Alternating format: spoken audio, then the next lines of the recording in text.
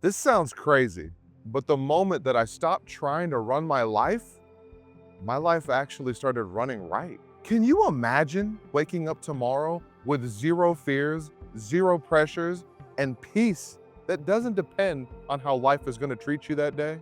Now, I'll show you how I got there, but it started with a step that I never wanted to take. I'm Chris.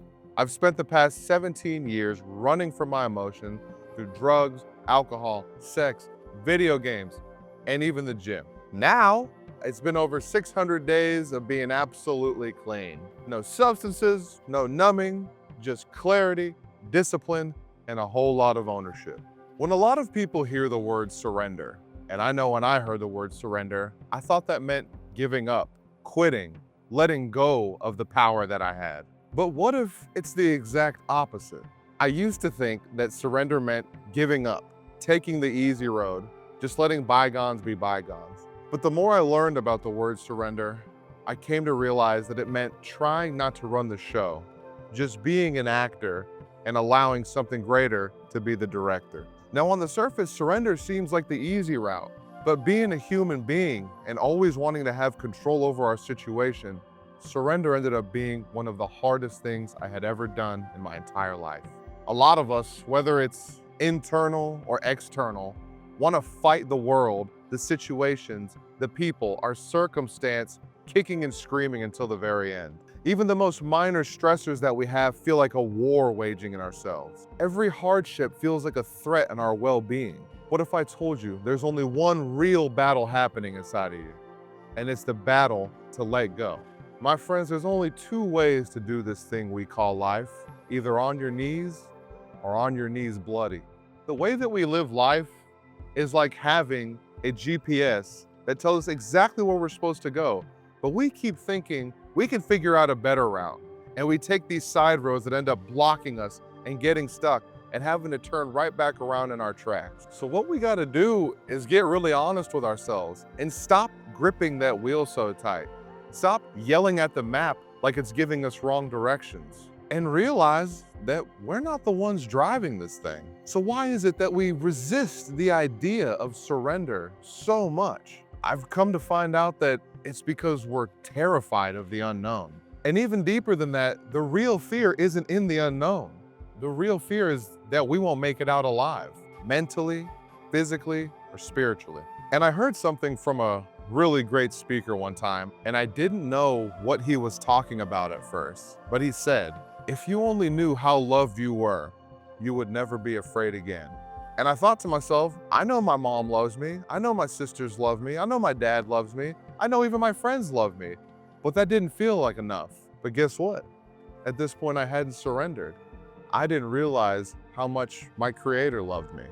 And that over-encompassing love, that infinite love that is constant and unconditional, that is the only kind of love that can take away your fears. So if we take this vital step, you will begin to see that all these little mini wars we have created with ourselves, our families, our jobs, and our circumstances in general will slowly begin to be removed. And more importantly, even if they're still present, they become irrelevant because you know something greater has your back. Now, the process I took was simple, but not easy. I took a moment to sit down with myself, get some pen and paper, and start writing out every single area of my life that I could notice where I was trying to force an outcome. And I had to be brutally honest with myself. I started asking myself, what would it look like if I turned this over fully and just let go of the outcome? And at the end of these sessions, I sit down or I get on my knees and I say a prayer that I learned to help me turn it over to that power greater than myself. Listen, this is something I just started doing maybe a year and a half ago. So I was 28, now 29. And before that, I had no conception or want, desire to surrender. But here was a hard lesson that I had to learn very quickly. This wasn't just your casual mindset shift. You make a little change here and there, you start feeling better about yourself. This was like full-blown spiritual surgery. Because when I didn't surrender, life has its way of bringing us to our knees, and we don't get to choose how. And when I was looking for that solution and the idea of surrender was brought to me, I said, oh, this sounds good. Maybe it's something I'll do.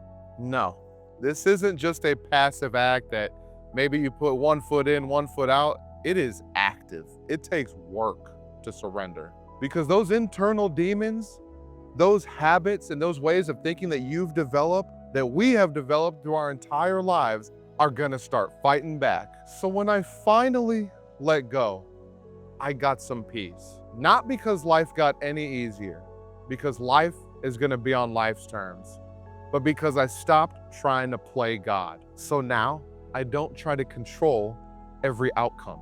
I look at the things that I can control. I stay in my lane. I keep focusing on the things that I can control, and I continue to pray to stay in that mindset and keep working hard.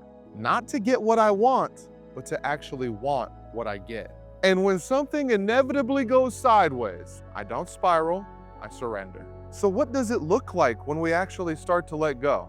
Things are not gonna magically fix themselves, but you stop destroying yourself trying to fix them.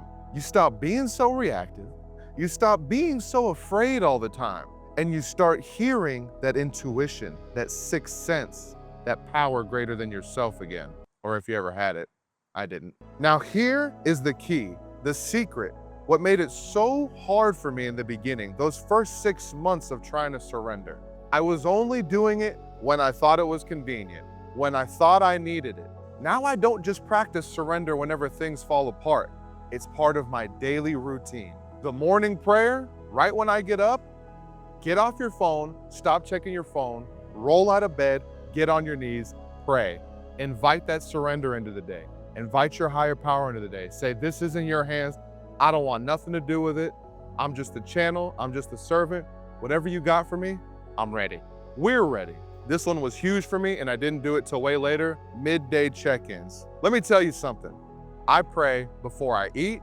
I pray before I get in the car. I pray before I get to a customer's house. I pray constantly. Something I didn't think was that big of a deal ended up being the biggest change I could have made. And of course, at the end of the day, when we get back home, we say goodnight to our family, we're in bed, and we take a nightly inventory. Where did I not surrender? Where could I have gave it up more? Where was I being selfish and wanting the outcome to be in my favor? Because surrender is not a one-time decision. It is a declaration that I do not need the wheel to move forward. If this is hitting something in you, maybe like that itch you haven't been able to scratch. It's not confusion, my friend. It is an invitation to finally let go of that delusion of control, to stop trying to play God and finally let God show up. If you feel like you got some value from this video and you are actually able to take some steps from here and put them into your life, you're gonna love this video here. Thank you for watching.